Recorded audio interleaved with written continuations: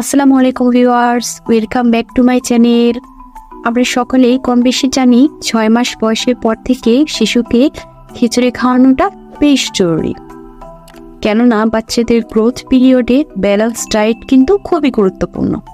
Balance diet বলতে বোঝায় যে খাবারে পরিমিত পরিমাণে carbohydrate, first class protein, fat সহ অন্যান্য ভিটামিন ও মিনারেলস থাকে।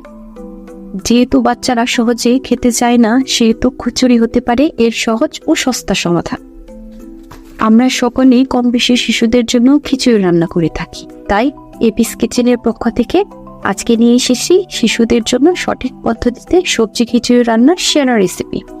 তো চলুন আর কথা না বাড়িয়ে রেসিপিটি দেখে নেওয়া যাক।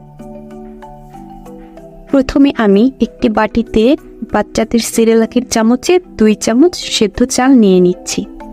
আপনারা চাইলে এখানে যে কোনো সুগন্ধি চালও ব্যবহার করতে পারেন।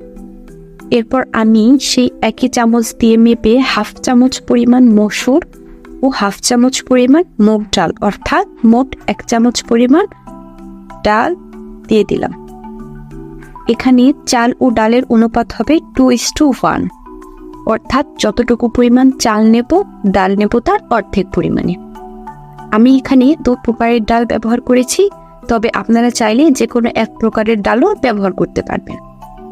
এরপর খুব ভালোভাবে চাল ও ডালগুলো পানি দিয়ে পরিষ্কার করে নেব। এরপর একটি পাত্র নিয়ে তাতে পরিষ্কার করে ধুয়ে রাখা চাল ও ডালের মিশ্রণটি ঢেলে দেব। এরপর দিয়ে দেব আগে থেকে কেটে ধুয়ে রাখা সবজিগুলো। আমি এখানে আলু, ফুলকপি, গাজর ও সিম নিয়েছি। আপনারা দেখতেই পাচ্ছেন ছোট ছোট পিস করে কেটে নিয়েছি।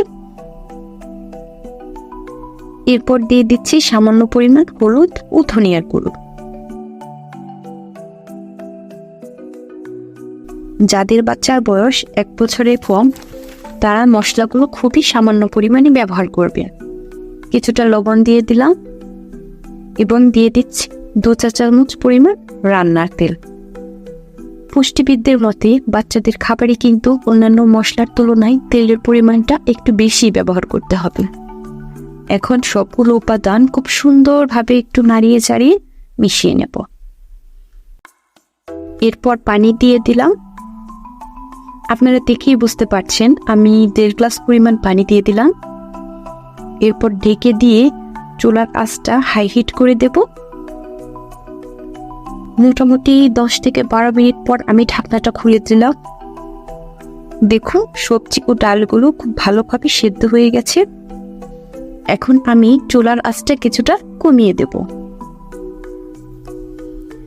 খিচুড়ি কিন্তু ফার্স্ট ক্লাস প্রোটিনের ঘাটতি পূরণ করতে সক্ষম। এরপর একটি ডাল ঘুটনির সাহায্যে হালকা হাতে চাপ দিয়ে দিয়ে সবজিগুলো সামান্য ম্যাশ করে নেব।